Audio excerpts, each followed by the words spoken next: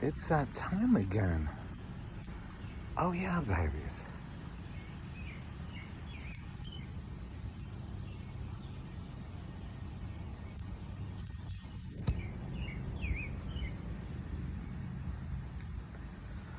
Horavabasanterebekirai. Harifeseya taneshesia. Harifehiarai. Singing with the birds. Oh yeah, baby. Love to sing with the birds.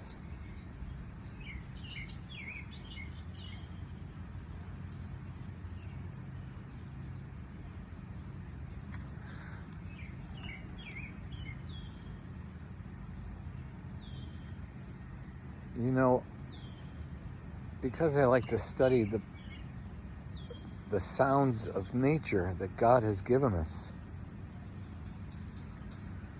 And I like to know the names of the different birds that sing for our pleasure. I get a little annoyed that where I live, there really isn't much diversity here. It's all basically the common birds. You know, I want to hear like warblers, I want to hear,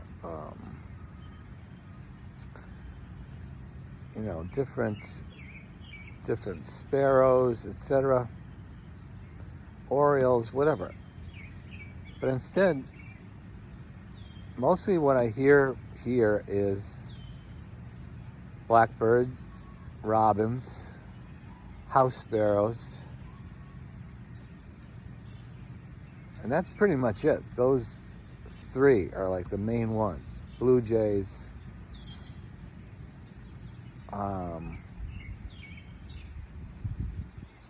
like right now, that's what's going on. You have, that's a robin.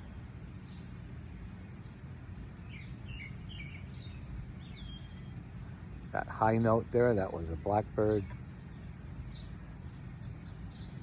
That monotonous chipping in the back, that is a house sparrow. So there they are. There's the main three. And I was thinking about it, and I was just like, I can't do that to God's creation, right? I can't be critical of God's creation. So I was thinking about that, and I'm like, well, how can I mean, you know, I can identify about, I'll say about 60 different bird sounds. So how can I find this as a pleasure? Because it's the same sounds. They're not particularly interesting. I mean, the robin is definitely the most interesting.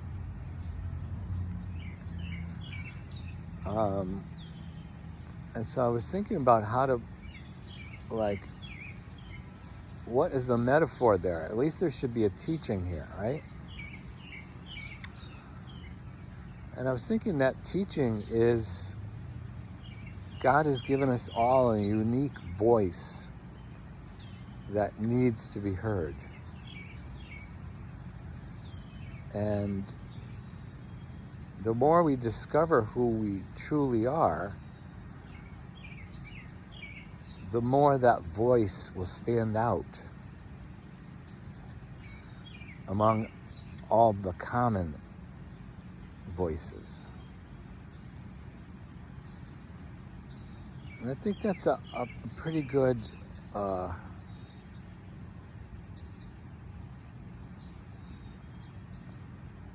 a pretty good inspiration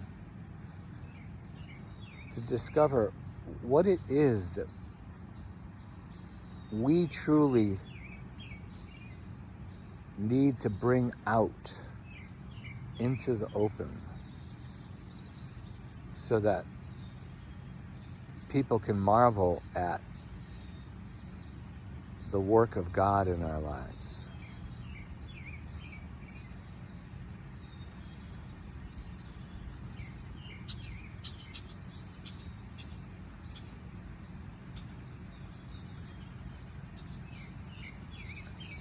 And for me, I'm discovering that to be just, what I do here in these 10-minute teachings.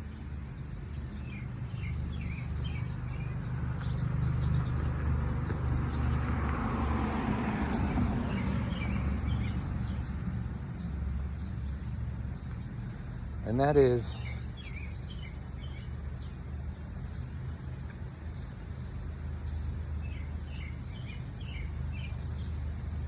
God is so much more than what is depicted in the Bible. He's so much more loving. He's so much more beautiful. He's so much more willing to engage us at every step of our growth. He's so much more creative.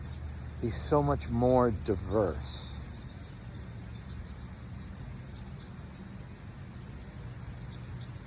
And so the life of God in all of those multi-levels of his character, wisdom, knowledge, expression, all of those need to come out in us in a unique way. So each of us are drawing from the multiplicity of his divine attributes. But the way it comes out for the benefit of others is in our own unique merging with his presence and energy. And so you might think of that as a song that only you can sing. And it's a voice that in time will forever be understood as identifying who you are. And by being true to you and your Creator, you end up entering into the limitless areas of your own development because you are aligned with the one who is unlimited. And I feel like in that way, each of us are called to this unique place of making our voice and our identity known. And each one will sing a different song, but each one will be informed by the limitless nature of God.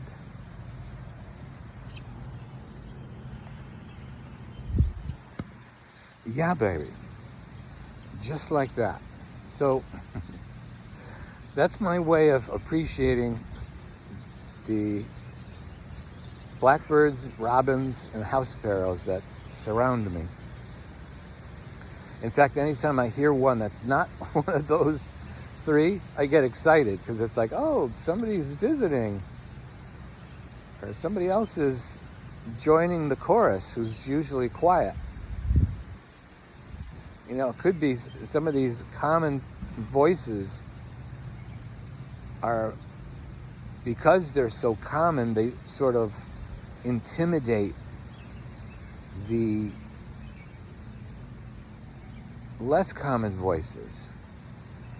And so in that way, I would encourage you to be true to yourself, be true to your own growth and understanding of who God is and his gift of Jesus to us, who has brought us into eternal relationship with him. And let your voice be heard, because we all need to hear your voice and identify you by that voice. And in so doing, praise God for creating you. Oh yeah, baby. Just like that.